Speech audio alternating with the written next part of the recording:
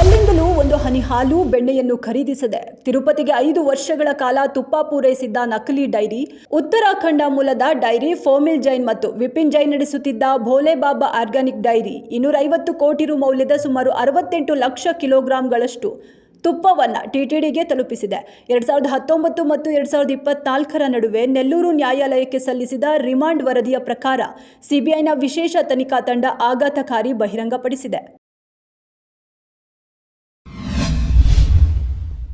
ಉತ್ತರ ಪ್ರದೇಶದ ಎಲ್ಲ ಶಿಕ್ಷಣ ಸಂಸ್ಥೆಗಳಲ್ಲಿ ವಂದೇ ಮಾತರಂ ಗೀತೆ ಹಾಡುವುದನ್ನು ಕಡ್ಡಾಯಗೊಳಿಸಲಾಗುವುದು ಎಂದು ಘೋಷಿಸಿದ ಮುಖ್ಯಮಂತ್ರಿ ಯೋಗಿ ಆದಿತ್ಯನಾಥ್ ರಾಜ್ಯದ ಎಲ್ಲ ಶಾಲೆಗಳಲ್ಲಿ ಇದನ್ನು ಕಡ್ಡಾಯಗೊಳಿಸುವುದಾಗಿ ಘೋಷಿಸಿದ್ದಾರೆ.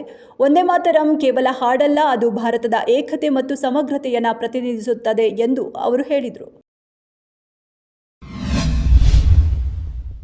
ಬೆಂಗಳೂರಿನ ಯಲಹಂಕ ಬಳಿ ರಾಜ್ಯ ಸರ್ಕಾರವು ಅಂತಾರಾಷ್ಟ್ರೀಯ ಹೂವಿನ ಮಾರುಕಟ್ಟೆ ನಿರ್ಮಿಸಲು ಮುಂದಾಗಿದೆ.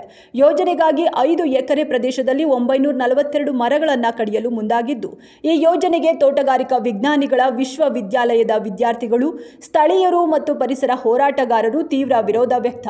ಯೋಜನೆ ಕೈಬಿಡುವಂತೆ ಆನ್ಲೈನ್ ಸಹಿ ಸಂಗ್ರಹ ಅಭಿಯಾನವೂ ನಡೆದಿದೆ. ಅಮೃತ ವರ್ಷಿಣಿ ಖ್ಯಾತಿಯ ರಜನಿ ಹೊಸ ಬಾಳಿಗೆ ಕಾಲಿಟ್ಟಿದ್ದಾರೆ. ಬಹುಕಾಲದ ಗೆಳೆಯ ಅರುಣ್ ವೆಂಕಟೇಶ್ ಜೊತೆ ಇಂದು ಸಪ್ತಪದಿ ತುಳಿದಿದ್ದಾರೆ.